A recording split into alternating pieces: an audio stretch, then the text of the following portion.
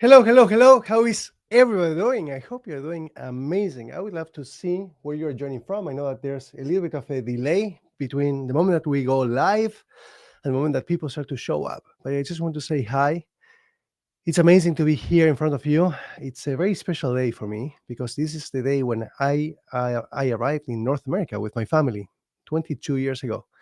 Such a special moment, and North America has been tremendous for me. I came as a 20-year-old. I was able to do so much with my career, with my life. I was able to become independent, to be able to get a sense of accomplishment, to be able to purchase my brand new vehicle. I came with nothing, and within a year, I had my brand new vehicle. Within 2 years, I had my home, and then unfortunately, it took me a very long time to understand how to navigate the job switch market.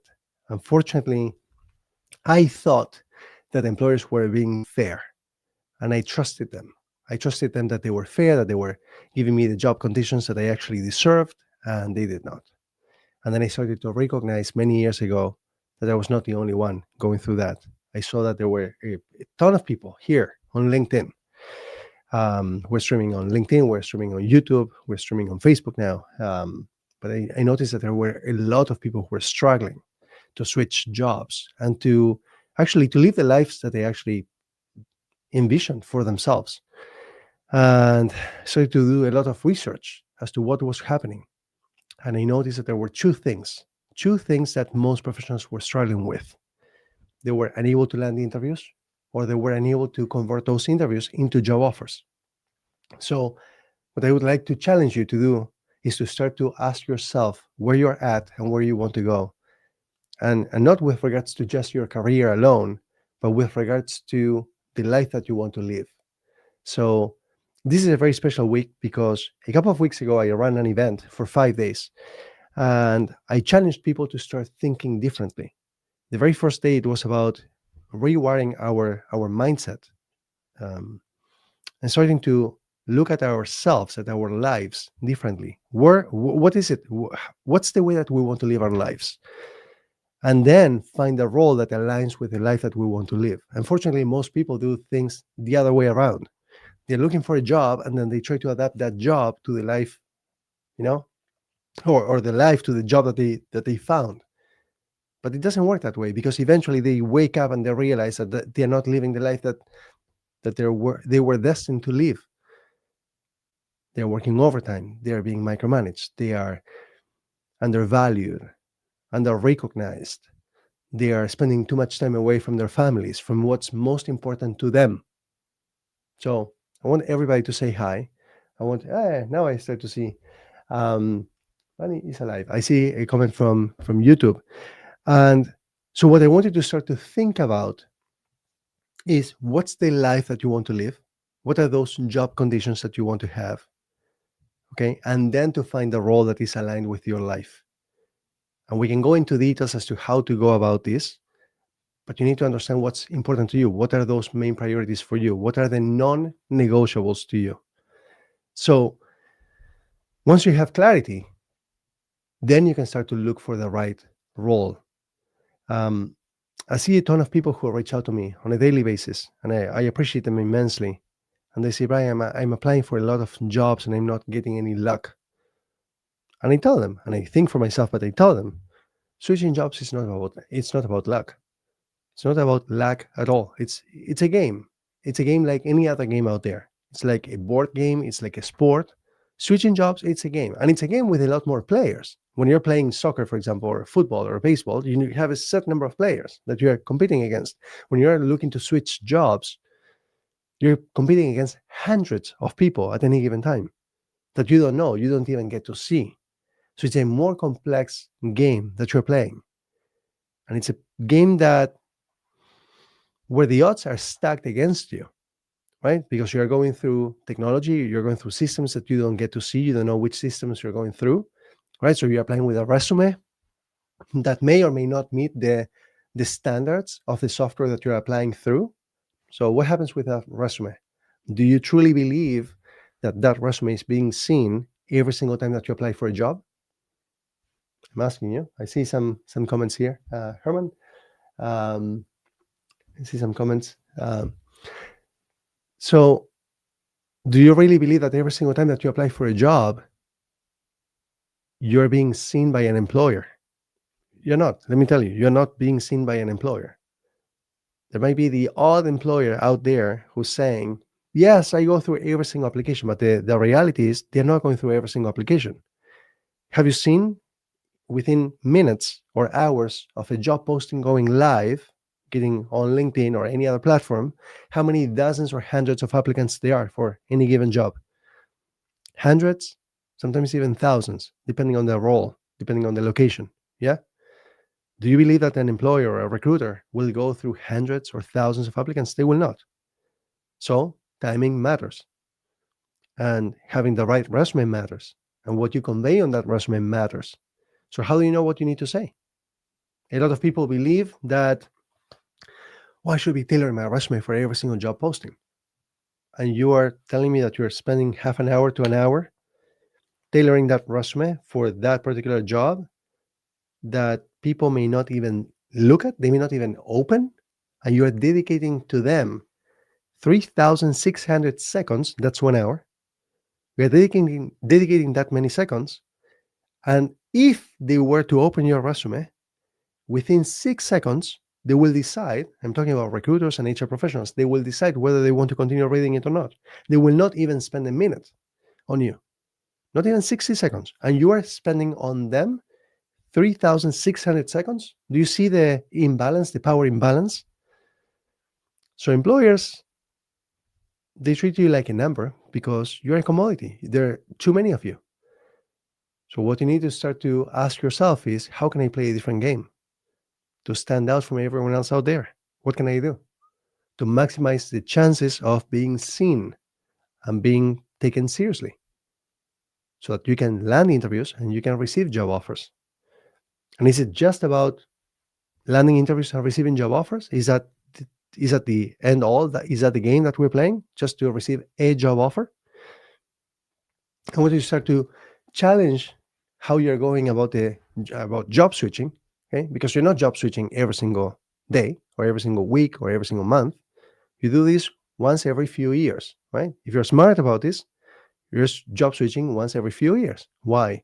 Because on year one, so from the moment that you start until year one, okay, so that first year, 12 months, is for you to get yourself up to speed, right?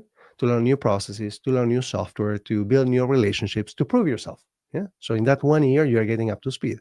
On year two, meaning from the 12-month mark to the 24-month mark, is about performance. It's about really making the most out of this and being able to move the needle and making a real big difference, big impact, positive impact in the team, in the organization, in those that you're there to serve.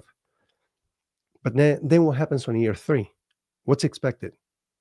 Well, they've already seen your capabilities. They've seen your full potential. They've seen that you can deliver, right?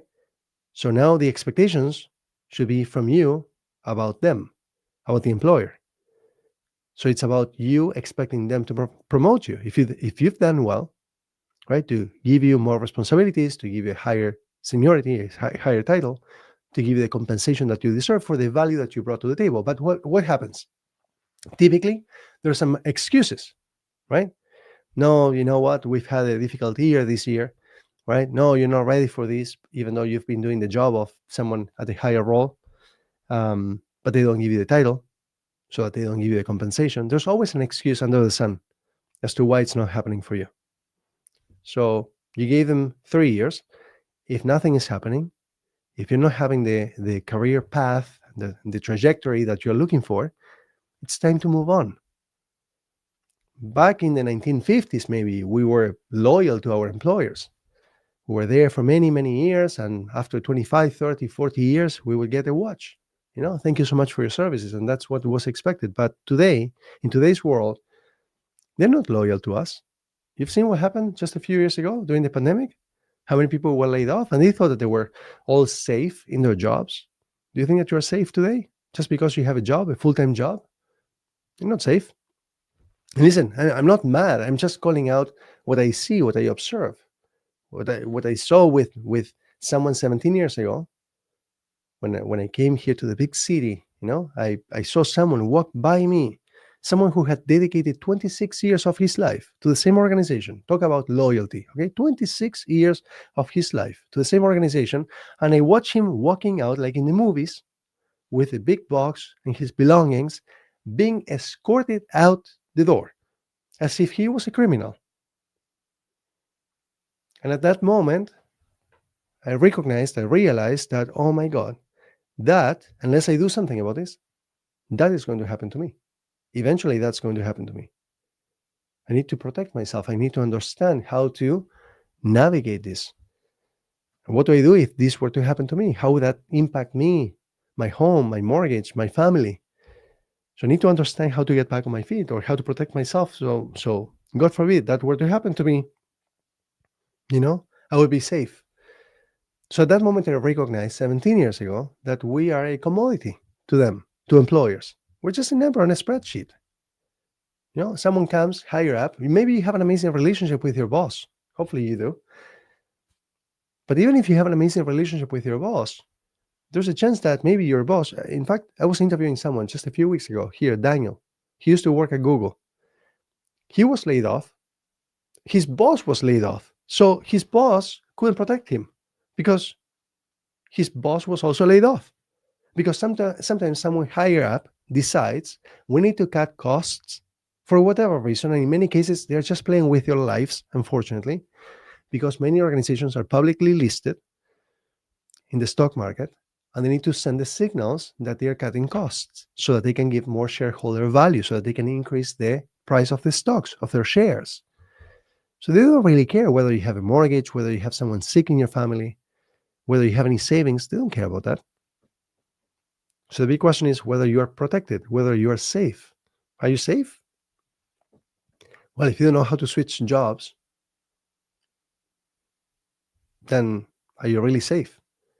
Are you staying there and accepting the job conditions that you have just because you think that the job market is broken, because you've applied for some time and nothing was working for you? So you were like, you know what, this is broken, so I may as well just accept the conditions that I have and just be thankful that I have a job. Daniel was also talking about that just a few weeks ago, that he felt, what was the word that he used, or that he said? He felt kind of like unfair, or he felt guilty, maybe that's the word, guilty about feeling that way or wanting to have a better career and basically to have the role that he really wanted and the compensation and the job conditions that he really wanted. He felt that, I should just be thankful to have a job when there are so many people who are unemployed. But here, guess what? If you happen to be employed, if you happen to be a senior professional, especially in tech, okay, where there are so many jobs out there, so many jobs. If you look for jobs on LinkedIn alone, and by the way, there are hundreds of platforms out there, job boards, but LinkedIn is number one. I love LinkedIn. It changed my life in so many different ways. Cannot even describe what it's done for me professionally, personally. We find thousands upon thousands of jobs. You need to know how to look for these jobs, but if you look, you will find thousands upon thousands of jobs. Okay, I'm talking about North America. But the question is, can you land those interviews? And why do you feel that, okay, I should just be happy to have a job? No, that's not the life that you should be living. Just accepting to have a job is good enough. Have the job conditions that you really want so that you can be excited for the job that you have, for your career, so that you look forward to Monday mornings and Tuesday mornings and Wednesday mornings and Thursday mornings and Friday mornings, every single day of the week. I'll tell you, I've been blessed throughout my career to always feel, I have a lot of appreciation and gratitude. That's just who I am. But I've always had so much gratitude to feel that I had the role, I had the job, the career opportunity that I would have done for free, even. I couldn't believe that they were actually paying me to do what I was doing. I was like, I can't believe that they pay me to do this. I would totally do this for free. I always had a great time. I had great bosses. And when conditions changed, because in some cases they changed, right? Like I remember I was consulting for small firm, but consulting for big firms. So working for a small firm, but consulting for big ones as an agency. They changed my boss. My previous boss was amazing, amazing, amazing. He had so much experience. He knew how to deal with me, how to get the most out of me. I was able to grow and learn and work for different industries within the same organization, consulting for different industries, automotive and mining and healthcare and banking and a bunch of different industries all at once. So it was an amazing experience. But then the company decided to change my boss. And all of a sudden, I found myself in a toxic environment with someone who had no experience. I'm not saying that she didn't have an experience. She actually didn't have any experience as a manager. She was terrible. So I remember waking up every day thinking, why am I still waking up? Why am I bringing myself to the office? I should just die. That's not a feeling. I'm not saying this lightly. There are a lot of people who are feeling the same way. What I would like you to recognize is that you're not a plant, you're not a tree. If you're not in the right environment, you move, you switch jobs, you move to a different environment where you're appreciated. A healthy environment. You take this plant, you take this tree, this flower from a sick or a toxic environment, you put it in a healthy environment, healthy soil, you will see that the plant or the flower or the tree, they blossom, they grow. But if you keep them there, you are going to kill them for sure. Right? So it's on you to move because you have legs.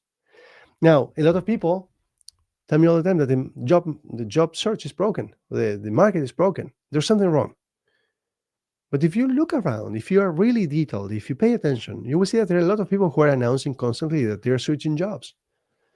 So how is it possible that some people are able to crack the code and be able to switch jobs at will whenever they want, and some people can't? So what is it that they know? Well, unfortunately, most people keep it to themselves, their cards to themselves. They don't share exactly what they know. And that is terrible for everyone else. So this is the reason why I share openly what I know. This is why I share the strategies that have worked for more than 1,000 senior professionals, especially in tech, to be able to switch jobs.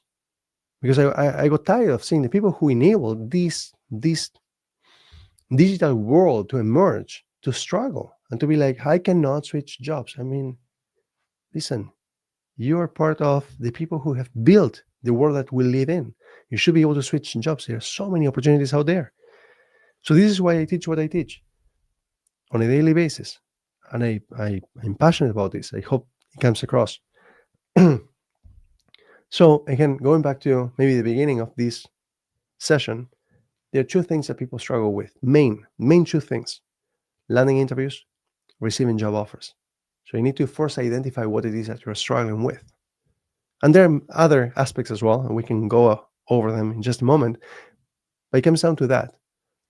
A lot of people reach out to me and they say, for example, true story, happens every single day. They say to me, Brian, can you take a look at my resume?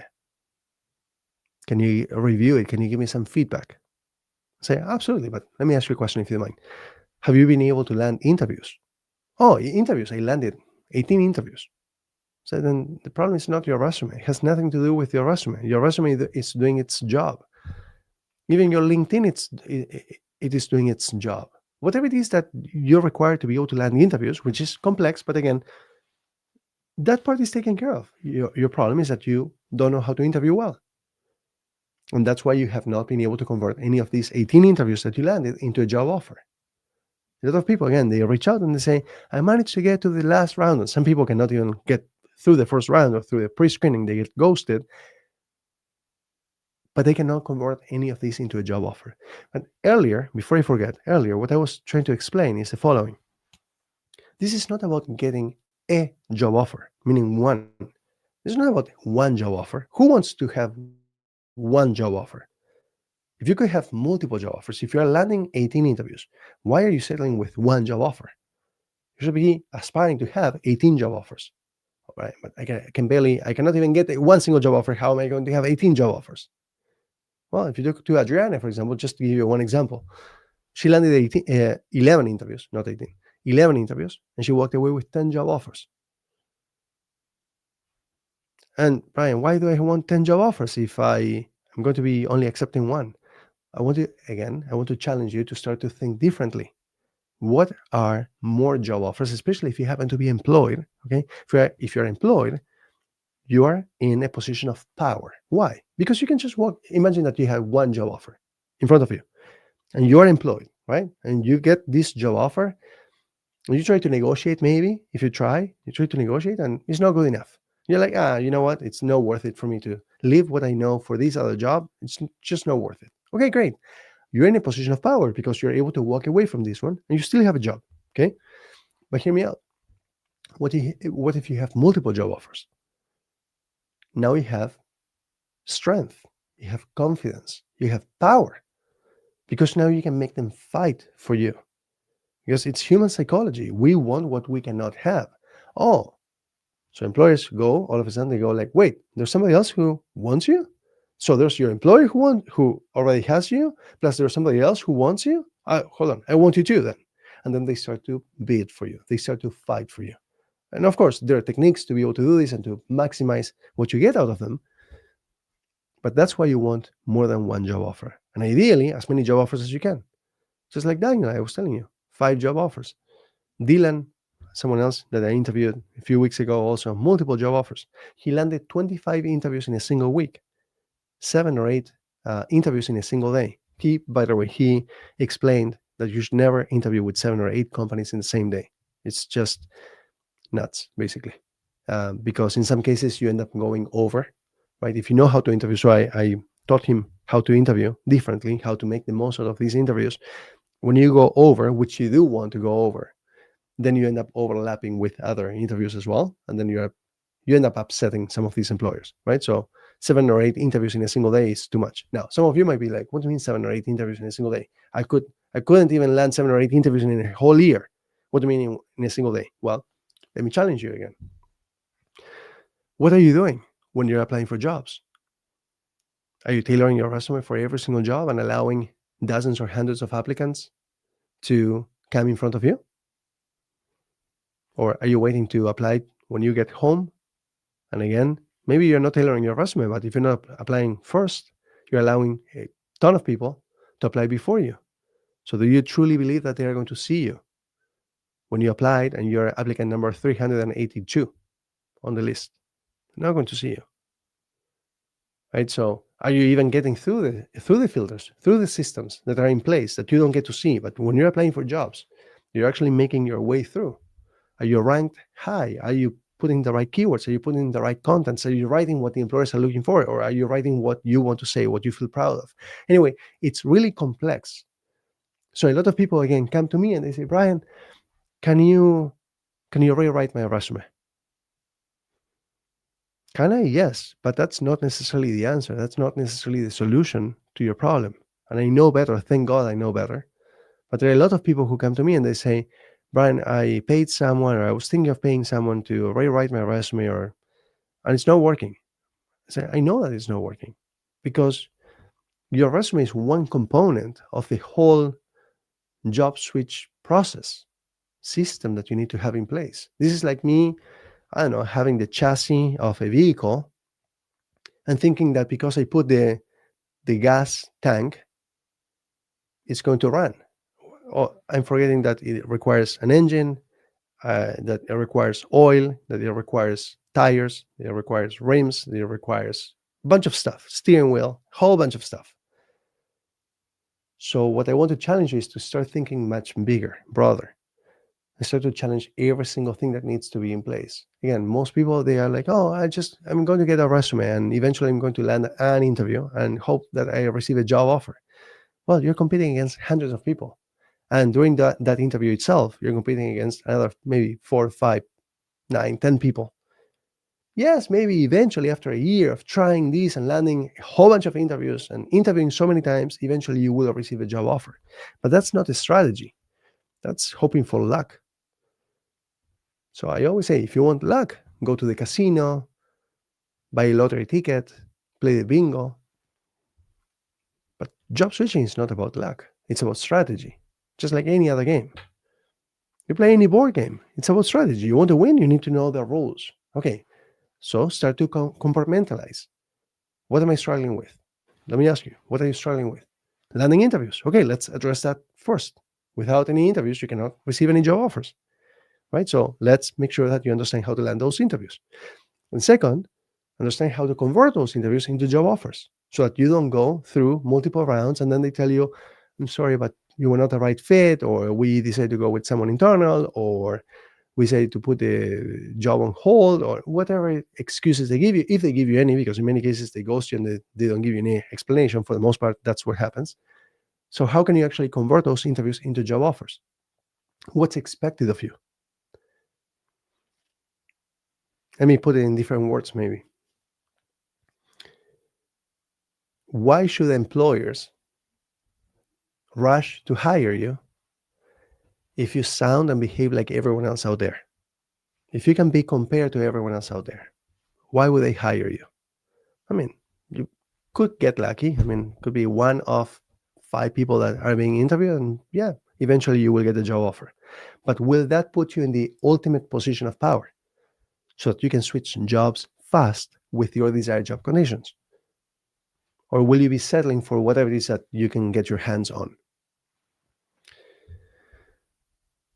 So challenge yourself.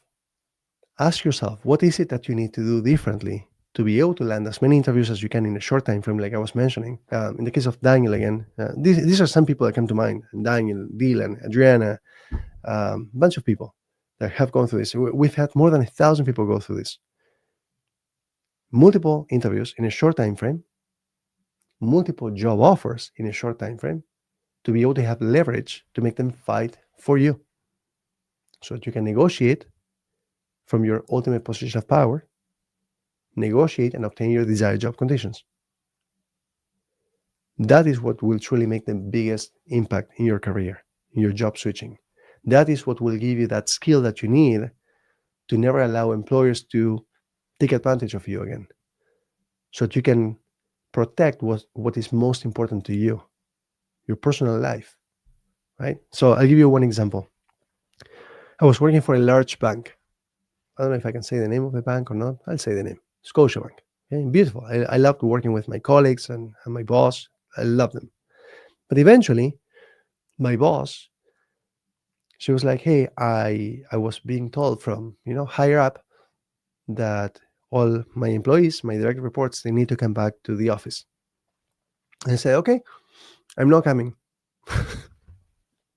And she was like, "What do you mean?" I was like, "I'm not coming back to the office." And this was, remember when companies started to ask, or organizations started to ask people to come back to the office? I was like, "I'm not coming back to the office." Just like, "What do you mean?" It's like, "No, during the pandemic, you needed us, and you needed us to work from home and to deliver. And I was there and I delivered. And now someone made a decision to bring us back to the office. You're happy with my performance. You know what's more important to me than this job?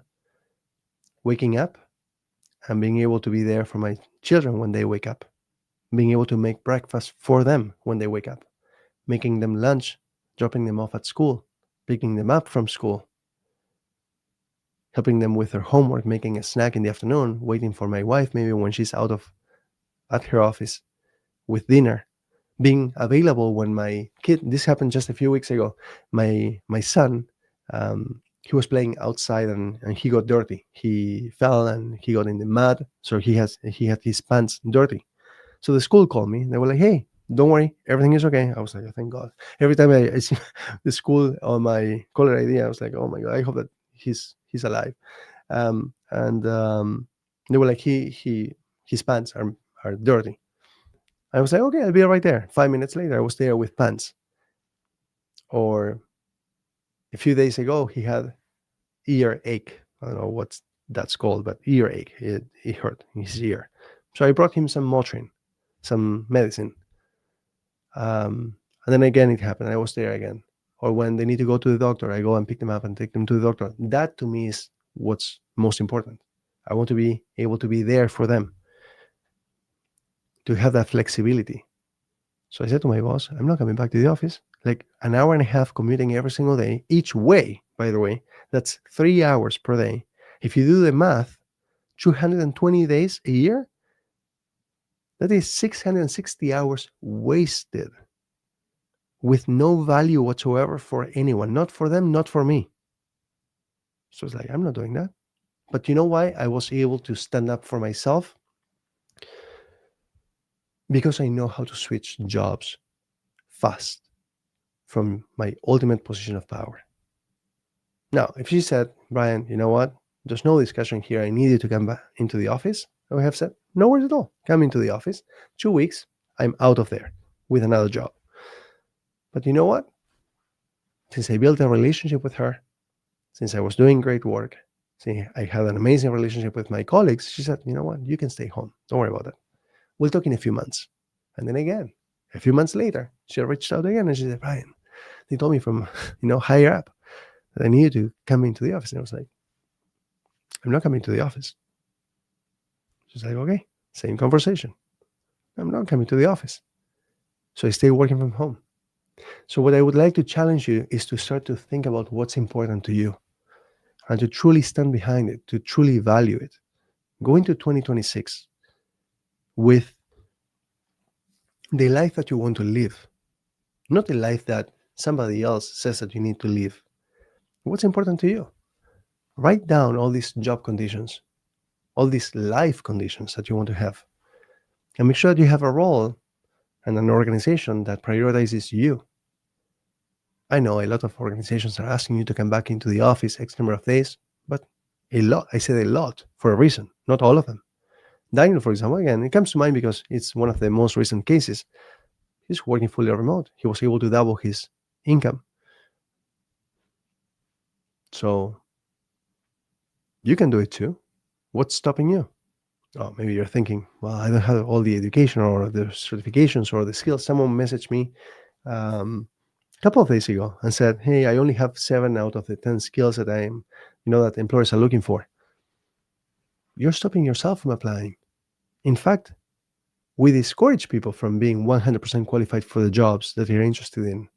If you want to grow, do you really want to have all the skills, or you want to leave some room for improvement, for growth, for learning, for making possibly some mistakes? Some, not a lot of them, but some mistakes also. So we discourage people from applying to jobs that they are 100% qualified for. And if you're thinking, but Brian, even when I'm 100% qualified for the job, I cannot land the interviews. I told you earlier, it's not rocket science, but it is quite complex to be able to land the interviews. You have your resumes, you have your LinkedIn profile, you have your job application strategy, you have networking, you have the way that you actually speak to recruiters. When you speak with them on the phone, when they are pre-screening you, what things you're saying, what type of relationship you're building with them, how do you earn their trust, how do you get them to like you, to believe in you, how do you sift through, how do you move all the way to the top with all those keywords and the contents that you're putting on your resume? A lot of people, again, they show me their resumes, I open them up, whether it's on my computer or my mobile device, and it's all jumbled up. I'm like, do you even look at what you are sharing? It's garbage. It looks like garbage. That is your first impression. And in my case, I'm not judging, okay? But I'm telling you, if I was an employer, I would not be impressed. That thing that you just sent me is like all jumbled up, all these contents on top of each other. And if that's not an issue, the next issue is that they write whatever comes to mind. People are typically writing, oh, I feel proud of this and I feel proud of that. Who cares what you feel proud of? It doesn't matter. What matters is what employers are actually looking for. And if you're like, but I don't know what employers are looking for. Yes, you do. If you took the time to understand what the market is looking for, you would see that the job postings actually tell you what employers are looking for. Anyway, I'm very passionate about this. Unfortunately, today I didn't drink a lot of water. So I'm losing my voice, and I have an event that is coming up in a bit later tonight. So it's 5:34 p.m. Eastern, and I'm going to put something here because I would love to see you there. There's this event that I'm running. A couple of weeks ago, I ran this event, and some of the people who joined this event, they already confirmed that they are landing interviews and that they have already switched jobs. Like literally, I just did this 2 weeks ago. And people are already reaching out saying that they are already seeing the results. If switching jobs, living the life that you truly want to live is a priority for you, listen, it's the end of the year. You need a bit of time. There's no magic, okay? I'm not promising magic. Oh, you come to this thing and in one day you're... No. You need to learn. You need to understand. I told you, it's not rocket science, but it is complex to understand the rules of this game. Unfortunately, this game has a lot of rules. So this week, and this is the first day that I'm going to be doing this, so my recommendation for anyone who is actually serious, only you know, I cannot make that decision for you. If you're serious about your career, and you want to go into 2026 with the job that you want, with the job conditions that you want, and feel valued, and feel recognized, and be fairly compensated, and have flexibility, have power, have freedom, have recognition, have the title, have the role that you are looking for, the excitement, the happiness, the joy, the fulfillment, have absolutely everything that you're looking for. Whatever is important to you, only you know what is important to you. Join me tonight, join me tomorrow night, join me the day after. So every single one of these days, this week, it will be the last event that I do for the year, and it's going to be insane. There are a ton of people already registered, and grab your seat, and it will blow your mind. And then you will be like, now I understand how to approach my career. I want to tell you that for 15 years, I wasted my time. It took me 15 years, just try to picture this, 15 years to go from $18,000 to $90,000. And then it took me 4 years to go from $110,000 to $300,000. Now, if you're thinking, but Brian, you must have something special. I don't. I had a disadvantage, actually. I came here when I was older. I was almost 20 years old. I immigrated. I came with an accent. I didn't finish university. I went to university and I made a decision to drop out. And I went to a college and I had a 1-year diploma. I'm not the most educated out there. I wasn't the best student out there. Thank God I was able to finish a 1-year program. I didn't have any connections. I didn't have a network. So if I could do it, you can do it too. But you need to learn the rules of the game so that you can land those interviews, as many interviews as possible in a short time frame. Yes, even at the end of the year. In fact, I want to encourage you to do one thing, please. A lot of people, or the vast majority of people, I always try to talk 80-20. Typically, it applies to everything, 80-20. So 80% of people stop applying for jobs at the end of the year. They're like, you know what? Companies are not hiring anyway. So why keep on applying? I mean, it's going to be a waste of time. I'm going to just check out. I'm just going to, reset my mind, my brain. I'm going to just recharge my batteries. I'm going to go on vacation. And then I'm going to continue maybe mid-January. And say, don't. This is the time of the year when you want to double down on your job switch, on your efforts. This is the moment when everybody else is clearing out for you the path and saying, okay, go ahead and apply. And yes, there are many organizations where the processes will become slower, but get yourself in front of the organizations. Start the processes at least. Even if the processes finish mid-January, that's okay. But get in front of them. Don't wait until mid-January when everybody else is rushing to apply for jobs again. Just making it so easy for them to beat you. You want to beat them? This is the moment. I can tell you plenty of cases of people. In fact, yesterday, someone, I'm not going to say the first name because it's a very special name, unique name, I should say. But he received a job offer which is 74.5% higher than his current job. And that's not the highest that we've seen, but we typically see 30 to 50%, 74.5% in this case. They actually are paying for his vehicle as well. They're giving him a truck. They're giving him gas. He's paying on a monthly basis. He pays somewhere between $600 to $800 in gas. Okay, his job requires that he travels a bit by car or by vehicle, and he spends that much of money. And they are giving him now a vehicle, so now he will have 2 vehicles, and one for his spouse. He will have free gas as well, and they increase his salary significantly, something like 65%, something like that. Or no, sorry, my bad, 51%. And now I taught him how to negotiate, and now he was able to get even more money. So I told him, this is what you need to go and say to your boss, to your future boss, so that you can get some more money. And his boss was like, yeah, I knew that this was going to happen. This happens all the time. So if you're not negotiating, remember that I was telling you earlier that there are 2 main areas that people struggle with: landing interviews and receiving job offers. Well, the third one, which really matters a lot, is your job conditions, right? What's important to you? So what do you feel like negotiating? It's not just about money or compensation. It's about everything that is important to you. Do you want to work remote? how many days in the office, how many paid days off you have. Omar, just a couple of weeks ago, he was able to get a job with 5 weeks off. He was able to increase his compensation from $165,000 to $220,000. That's very typical. That's normal. We had someone else, Chris, from $220,000 to $345,000, so an extra $115,000. We had Kieran go from $400,000 to $540,000. That's an extra $140,000 per year. So imagine if you are not making that kind of money for the rest of your career. In a decade, he would have left behind $1.4 million. So unfortunately, what I always tell people is I cannot change the past, but I can change the future.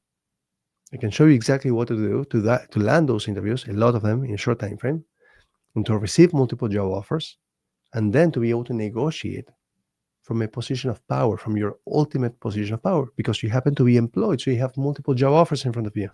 You can just walk away. But get them to give you the job offer at the right time. Like, John Benjamin comes to mind. John Benjamin, he was interviewing for a job that was paying between 100 and 140. It was low. I mean, he was making $140,000, so he was not excited about this job. But we had taught him how to interview differently. And what I want you to recognize, I almost forgot to tell you this, but what I wanted to recognize is that the way that you interview and the way that you communicate and behave throughout the entire hiring process, that has a major impact on your ability to negotiate and to get really your desired job conditions. So I said to John, it's only been 2 weeks of you in the program, in our mentorship.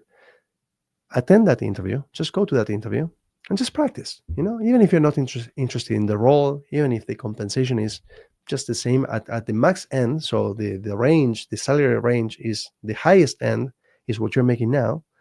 Chances are that they're not going to go beyond, but you never know. Long story short, he was able to walk away with, again, remember, it was $100,000 to $140,000. He was able to walk away with $190,000 base salary. So that in itself was $50,000 above the 140 that was advertised, plus $85,000 in annual bonus, fixed annual bonus, not like performance based and this and that, fixed every year, 85,000. That together is $275,000. He was making 140. And on top of that, they threw $800,000 in stock options. And what John said to me, because it had happened to him previously in his career, he was like, when this company goes public in about 3 to 4 years' time, this $800,000 will be worth about $10 million. Now, because he used to live a couple of hours from here, he was going to watch a play at the theater. He invited me, my wife, my kids. He was engaged, and they came to the play and they invited us out for dinner. And we were sitting down for dinner. I was trying to be very modest, right? With not just eating some pasta, but I helped him make a ton of money, like double his salary, and then the stock options, which was nuts. So he was like, no, just please have some meat, some steak, have some wine, just like treat yourself. I was like, oh my God. And then he points through the window and he's like, do you see that vehicle, that Mercedes, black Mercedes SUV? I was like, yeah, beautiful. He was like, I just got that from my fiance, thanks to you. And guess what? I also got another one, a sedan, a 4-door for myself, sitting at home. I was like, it truly changed this guy's life. But that's not the only person. We've done this for John, we've done this for Daniel, we've done this for Dylan, we've done this for the other Dylan, we've done this for Nicole, we've done this for Maria. It doesn't take long to switch jobs. For some people, it takes 5 weeks. For some people, it takes 13 days, like Nicole. The first time we did it with her, the second time it was 30 days. With Dylan, it was a couple of months. The other Dylan, it was about a month and a half. With Leo, it was a month and a half. Anyway, so many people are going through this. The only thing that you need to do is follow a recipe. Just sit down, follow the recipe. So this week, what we're going to be going through on this over here is the recipe, the strategy. So on day one, we're going to understand what's most important to you, so that you have that clarity, right? So First of all, we're going to have that strategy from end to end. You need to understand where we're going. And by the end of day one, meaning tonight, at 8 p.m., by 9 p.m. Eastern or 6 p.m. Pacific, you're going to understand the strategy, and you better believe that this works. That's my job, to convince you that this actually works. And you're not our guinea pig. We've done this with more than 1,000 senior professionals, especially in tech, but also in other industries. But this truly does work. You will see my passion come through. So I will drink a lot of water before our session. I'll just bring the heat into that session. Okay. There's a lot, and I will ask you, I ask everybody, please wear some band-aids. You're going to be taking so many notes. So wear a band-aid on this finger and wear a band-aid on this finger, because otherwise this part of your fingers are going to become really, really hard. Okay. So you're going to be taking a lot of notes. I know someone that I mentored who took 300 pages worth of notes throughout my mentorship. So if you want value, if you want knowledge, if you want expertise, if you want strategy, you can get that. So on day one, it's the entire strategy. And again, you better believe at the end of this that this is the way to go. And then tomorrow, on Tuesday evening, same time, we are going to go through clarity, finding clarity. So I'll tell you one of the mistakes that professionals make, which is they're applying to a whole bunch of different roles. So over the years in my career, I've been a full stack developer, software developer, okay? And then I became a business analyst, and then I became a product owner, leading software development teams for startups, for multinationals, for public sector, the government. But one of the things that enabled me to switch jobs fast was always having clarity, being laser focused. That's what I want, and that's where I'm going, okay? But what I see on a regular basis is people reaching out and saying that when I ask them, they say, I'm applying to this, and I'm applying to that, and I'm applying to that, and I'm applying to that. And I understand why. Because they first started applying to the one that they wanted, but they were not landing any interviews, or they were not receiving any job offers.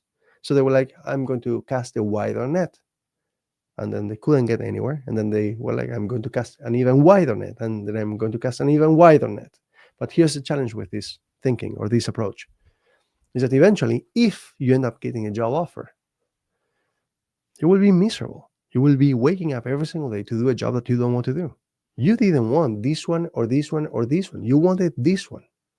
So understand what it takes to be able to actually get that one. You're not landing interviews. Let's go and land the interviews. You're not receiving job offers. Let's go and receive the job offers. But those are the two main criteria that you need to understand. And then, of course, once we have multiple job offers, we're in the ultimate position of power. We can negotiate and obtain your desired job conditions. Okay, so on day two is clarity. Which is the right role for you based off the life that you want to live, right? So you align the role to the life, not the other way around, not the life to the role. That makes no sense.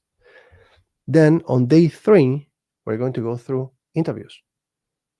And what will actually make you the indisputable candidate, so that they don't even remember about who else they interviewed before, so that they don't even want to continue with the hiring process with anybody else, so that they recognize that it's you and you only, and they want to hire you.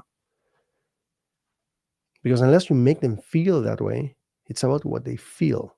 Unless you create an experience for them, they will just compare you to everyone else. All these other robots who sound the same, behave the same, they're all so intimidated. They don't know what to say. And now maybe you don't feel that way, but if you're not converting those interviews into job offers, then there's something that's broken. Something is not working. So understand what it is that is expected. Because, again, recognize this. Employers don't know, the vast majority, they don't know how to interview. Why? Because HR has never explained to them how to interview. So you have interviewers who have had terrible experiences, and they're like, you know what? I'm going to get you. I'm going to make your life miserable. I'm going to really treat you so poorly. I'm going to intimidate you. And then you feel like you're in an interrogation by the FBI and the CIA. You're like, I don't know what to say. Like, I cannot even move. I cannot even breathe. And then you have other ones who are super nice, and it feels really comfortable. But what if you could actually create that experience yourself every single time? And you didn't have to just wait on luck or rely on luck, because you don't have to. If you know how to control the interview, if you know how to control the experience, to create an experience, to find things in common, to make them feel something. Because again, they are not going to necessarily remember what you said. Remember, you probably know this. People say that they don't remember what you said, but how you make them feel, right? So the same thing applies. They're still human, even though they look like they're the FBI and the CIA. I mean, try to turn them back into human beings. But it's on you to control that interview. So most people think that, okay, or candidates, I go in and I just need to depend on them. If they're nice, I'm going to be nice. If they're rude or if they're, cold, I'm just going to just stay that way. No. You go in with a plan, with a strategy, with techniques to be able to convert that interrogation, that interview, into a conversation and connect with them on a personal level. I had someone, in fact, this was also from Scotiabank, my manager. When she was interviewing me, first interview, she said like this. She came close to the camera and she said, Brian, I want to tell you a secret. At that moment, and he was like, yes, I got the job. Because why else in the world would she actually want to tell me a secret? So you create that experience, you earn their trust, you become liked by them. Okay? It's important that you understand that this is an experience that you're creating for them and that you connect on a personal level.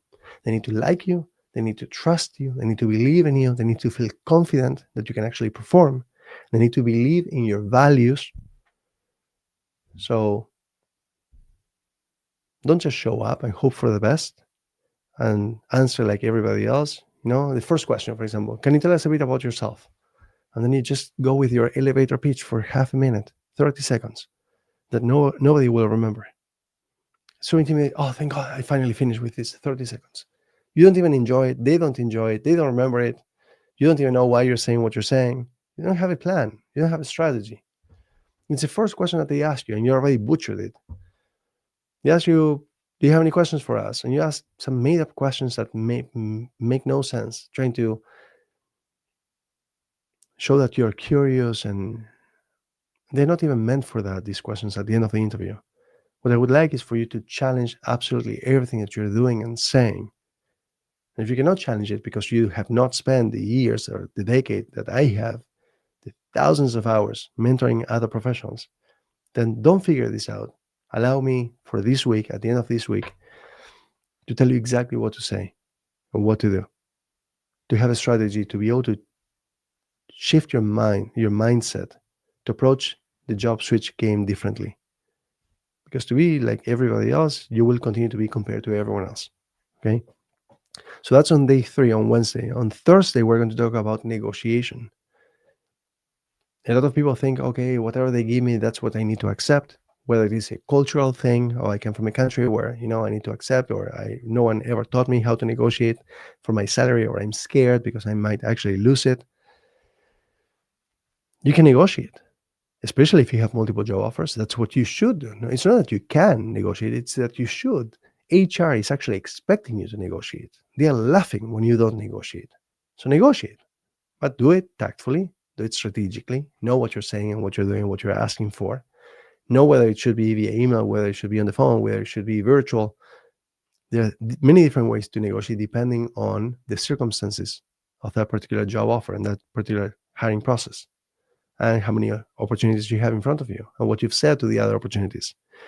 So on day 4, on Thursday, we're going to go through negotiation. But Brian, many times they ask me how much I'm currently making, how much I want to make, and then they disappear and they ghost me. I totally get it. I know exactly what you're going through. I've mentored more than 1,000 senior professionals, especially in tech. So tell you exactly what to do and what to say. And then on Friday, finally, we left it for last, land the interviews. What does it take to actually land the interviews? So of course, resume and your LinkedIn profile and your job application strategy. How are you going to actually get through all these job postings and apply? Many times I ask people, how many jobs have you applied to in the last, let's say, month? And they say, I don't know, 30. I'm like, 30? What do you mean 30? We applied to 30 jobs in 4 minutes. I'm not kidding about this. I'm not exaggerating about this. We apply so much because we're applying strategically. We're being efficient with the use of our time. It's not just like a spray and pray. We're just applying to every single thing with one resume, hoping that something lands. It's not that. But with the right resume, with the right keywords, with the right content, with the right format, with the right LinkedIn profile configuration. Many people who are showing up here, their profiles are not configured properly. You know, I mean, I see it all the time. I see the open to work banner, which makes you look desperate. Let me tell you why. I know that a lot of people get offended by this, but it makes you look desperate. If you're a Rolls Royce or a Ferrari, have you ever seen a Rolls Royce with for sale sign on the windshield? Come on. Or a Ferrari with a hood open and a sign that says for sale? You've never seen that. You're a Rolls Royce. So start to value yourself for what you are. So get rid of that open to work if you're open to work. And if you're looking to switch jobs and you're scared about applying online, applying on LinkedIn, and a lot of coaches out there, they say that applying online doesn't work. That's nonsense. It does work. Every single one of our clients, they apply online. Come and understand how the right resume, again, the right format, the right content, the right keywords to be able to have the highest match rate and to make sure that they go through the systems. There are more than 200 systems out there. What makes it possible for your resume to end up on the other side and to be ranked high, and for the systems, the software, to be able to see the contents of your resume, both fully and accurately? What is it that makes it happen? And then your LinkedIn profile, is it properly configured? I see a lot of people who show up and their faces don't even show up, and they think that they are showing up, but they're not. Their faces don't show up. They have the banner, they open to work. They have a banner that is not used, a headline that doesn't say anything relevant. They are missing keywords and missing experience. They have no recommendations. It's just a mess. So understand how to align your LinkedIn profile. You can only have one. So how can you have 50 versions of your resume when you can only have a single version of your LinkedIn profile? And don't think that you can actually create 50 versions of your LinkedIn profile. You can't. LinkedIn will catch it like this, and then they will bring down all your profiles at the same time. It happens. It just happened to someone that I know. So it's not like you can have 50 versions saying different things. So this is why you need clarity. Remember, on day 2, we're going to go through clarity. What is it? Which is the role that you really want? And when you understand what the market is looking for, then we can actually craft the right resume for that role based on what the market needs are. And then we can align your LinkedIn profile to that newly crafted resume. And then you can configure it correctly. And then, I feel terrible saying this, but one of our latest mentees, Omar, he was able to switch jobs without even applying for jobs. Now, this is a new one for us, and I don't want to make this a new thing where people don't even apply for jobs and they are able to switch jobs. But yes, he was able to go from $165,000 to $220,000, and he didn't even apply for jobs. Why? Because when you have the right resume and you have the right LinkedIn profile, then, and it's properly configured, then they can also find you without you applying for jobs. But why would you do that? If you're going to go through this, if truly switching jobs is your main priority, make sure that you don't leave any stone unturned. Don't just wait passively for them to reach out to you. I mean, when you're in a job and you're not looking for a job, that's fine, but make sure that your LinkedIn profile is properly configured and aligned to your profile, to your resume. But otherwise, when you are in the mood, in the mindset of, I'm going to switch jobs, you don't want to leave any stone unturned. You want to apply to every single job. You want to make sure that when they're looking for someone like you, they find you. And also that you are networking. You're doing absolutely everything possible to be able to make yourself as attractive as possible, to be able to land as many interviews as possible. Again, I'm telling you, Daniel landed 48 interviews in 24 days. Now, you might think, that's way too much for me. Okay, that's fine. You can tone it down if you don't want to interview that much. That's totally fine. How many do you want? You want 10? Okay, do 10. But I'm telling you that the more interviews you have with more companies, with more organizations, the more job offers you will have, as long as you understand how to interview, of course. And then the more leverage, the more power, the more strength, the more confidence.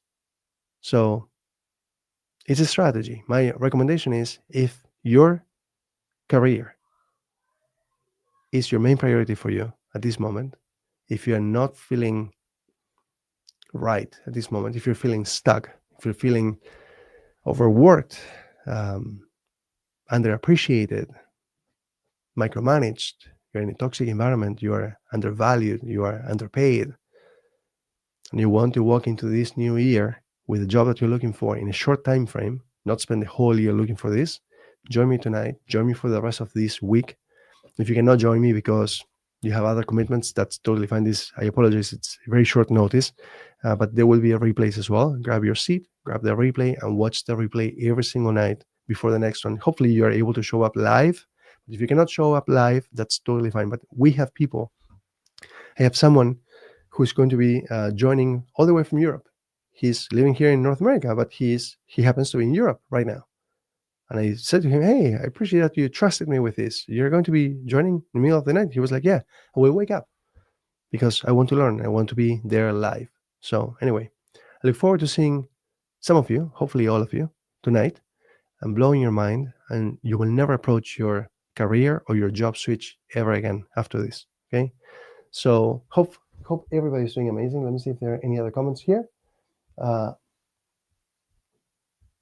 Mutaka, I didn't see your question until now, so I don't know what it is regarding to, but basically the question is, what could be some of the aspects of the employers? But I don't have enough context to be able to answer this, so feel free to clarify a bit more. I will wait a few seconds.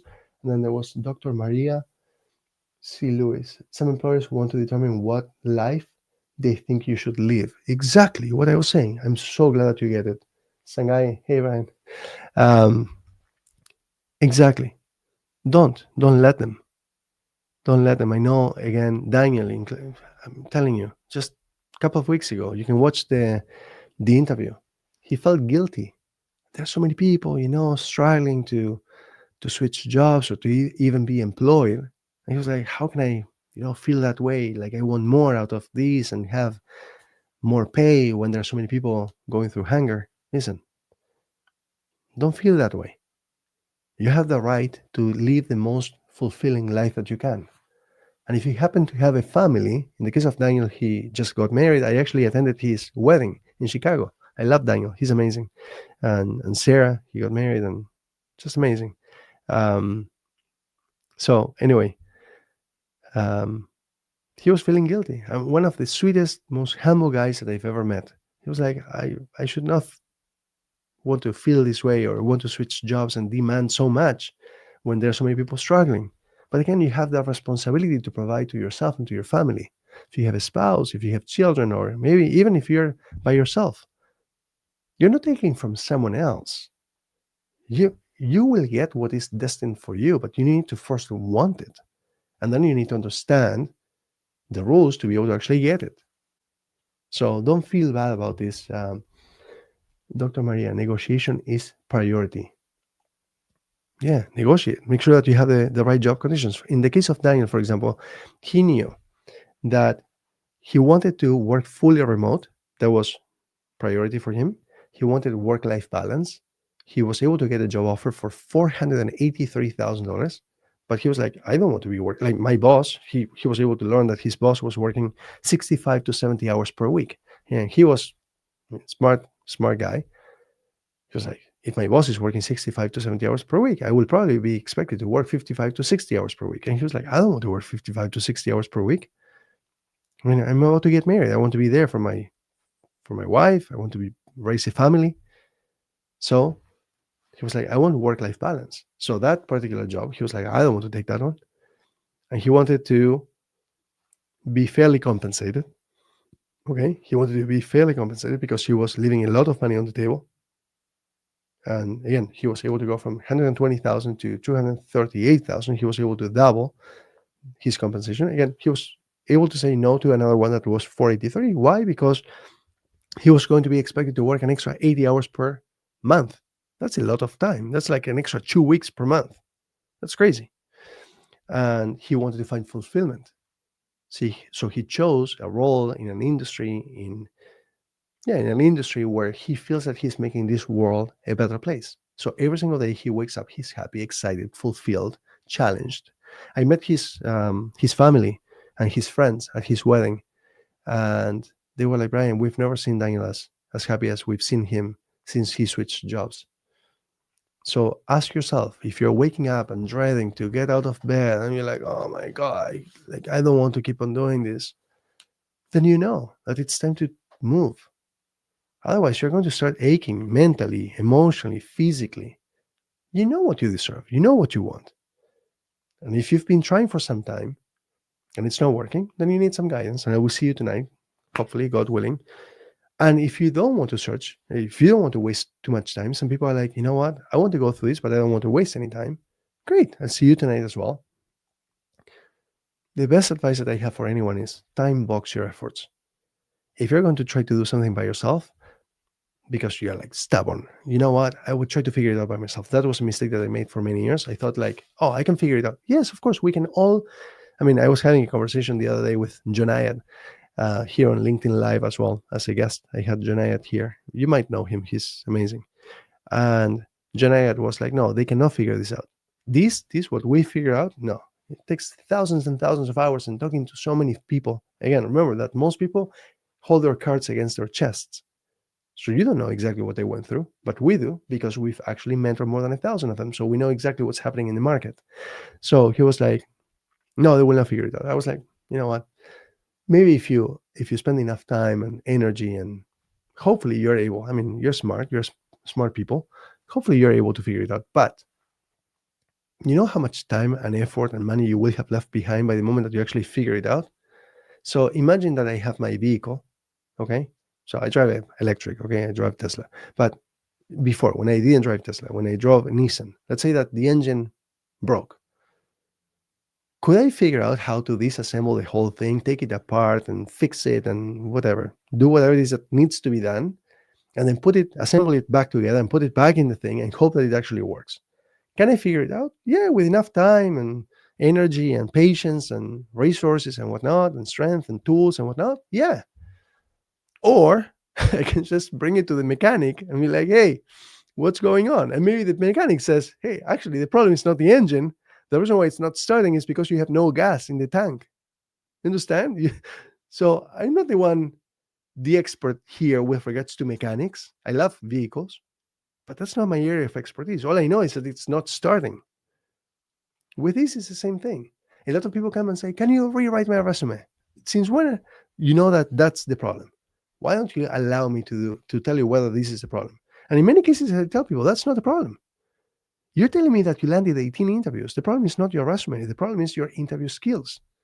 So let's fix the interview skills. What about your negotiation? Oh, no, I also suck at the negotiation. Okay, great. Then let's also fix your negotiation skills so that when they ask you, how much are you currently making, which, by the way, it's illegal in many places now, or how much are you looking to make, you don't actually shoot yourself on the foot, or you don't overshoot and basically get them to ghost you and disappear because you asked for too much.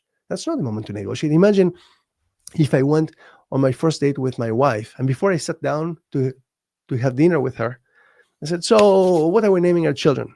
Like on our first date. Makes no sense whatsoever. Right? There's a time for everything.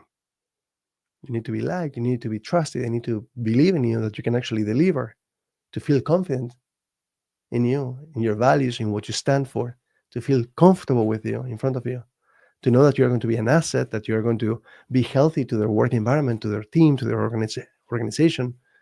There's just so much that needs to happen before. You cannot push them to. But Brian, they are the ones asking me. I know that they are the ones asking you. They don't get it.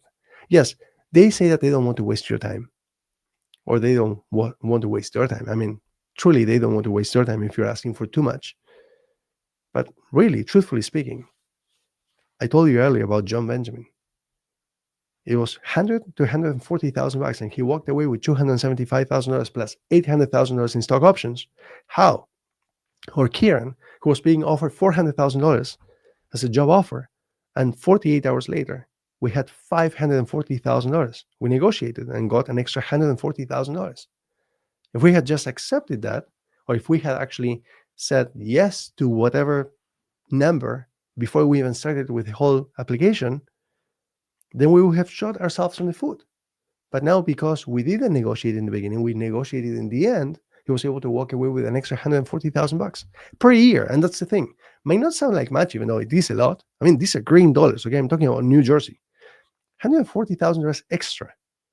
But that's not it. It's per year.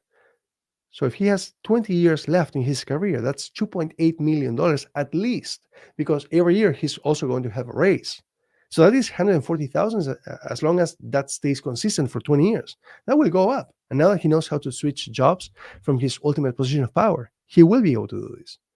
It will be more than 3 million bucks for sure. Okay, way more. So let me see if there's anything else here. Herman, when you have multiple offers while you are employed, you don't have anything to lose. You're in a position of power to negotiate whatever your terms are. 100%. Let me put that here on the screen. 100,000,000%. Okay. When you have multiple offers while you are employed, you don't have anything to lose. You're in a position of power to negotiate whatever your terms are. Okay, 100%. So anyway, before I lose my entire voice, I was planning to do this for maybe half an hour, but I'm super passionate about this. I love this. I live and breathe this, and I love to make a positive impact in other people's lives. Hopefully you got good value out of this, and I will see you tonight. Take a screenshot or write it down, switch jobs now, and basically go there, switch jobs now, and I'll see you tonight. I will blow your mind. You will see. Okay? So see you later. Thank you for keeping me company. And yeah, 22 years in North America, it's the best. It's amazing. It's changed my life. It's changed my family's life and so many other people's lives, not just ours, but it's enabled me to find my purpose, to unlock my full potential, and to unlock other people's potential as well. So looking forward to being part of your journeys as well. Okay? Talk to you later. See you later. And looking forward to getting to know you better as well. Okay? Cheers. Good night.